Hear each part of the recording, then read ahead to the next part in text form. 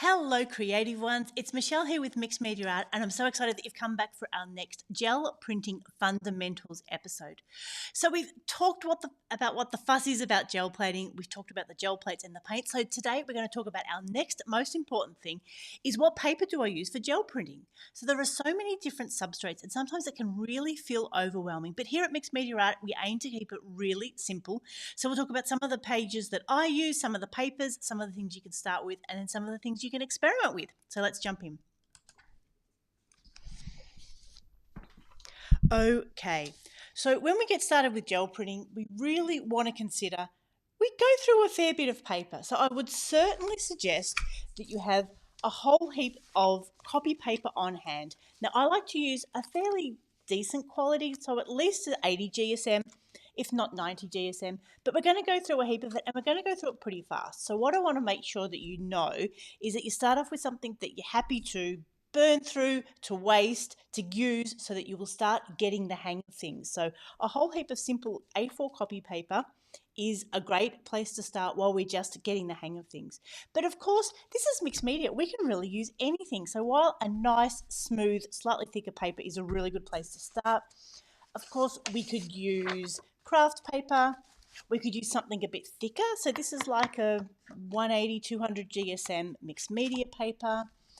We could use tags. And then, of course, there's a whole heap of deli papers and other things we could use as well. Now, in Australia, deli papers varies a lot. So sometimes it's a bit harder to find. We could, of course, just use plain ephemera. We can use rice paper. So here's a gorgeous one that I've used. This is nice and thick. And even though it won't sort of fade out as much when I put it into collages, it's a really nice substrate. And then, of course, here's various things I've collected. I think that's probably some like greaseproof paper.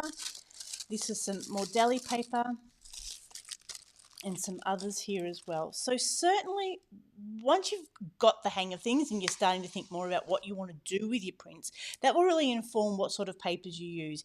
If you're going to be collaging them, then perhaps something more transparent like the deli papers or the rice papers or thinner collage papers are a really good way to start, because as you lay up your collage, that gives you a nice flat look. It comes together and then these become more transparent as well.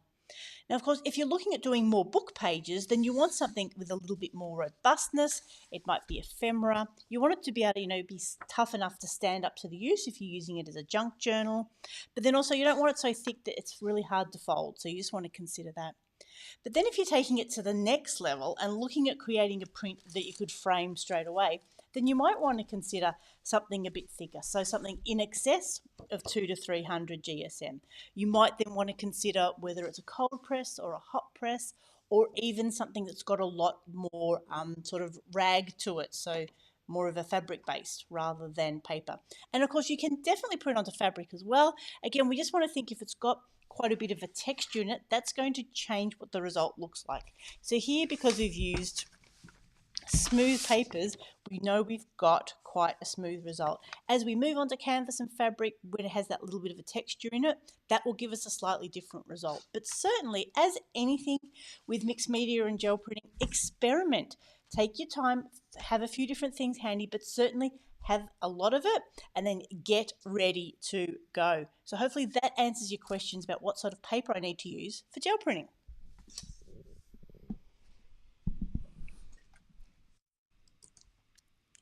So as we said, as you get more experience, definitely experiment with the different things you have. But when you're just starting out, make sure you've got a fair bit at hand, because you can certainly get through a lot of pages once you get started. And it's really nice to be able to have a technique, because as we talk about building up the layers and using different mark making and stencils, we often will be working on 2, 3, maybe even 4 pieces at once. So we do go through paper rather quickly.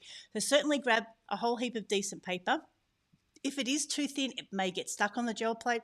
And again, that's not the end of the world. We might just need a baby wipe or a wet rag to then remove that. But usually it doesn't stick. It just becomes, a little bit perhaps torn, and then we need to discard that and start again. So there certainly isn't anything that I wouldn't try as far as it comes to papers and to fabrics, but certainly have a play, experiment, see what works for you, and then really enjoy that creative process. So I hope that's helped you out with your mixed media fundamentals. What paper do I use? As always, leave a comment, give us a like, a thumbs up, subscribe, and I look forward to seeing you again soon. This is Michelle signing off. I hope you have a crafty day. Bye for now.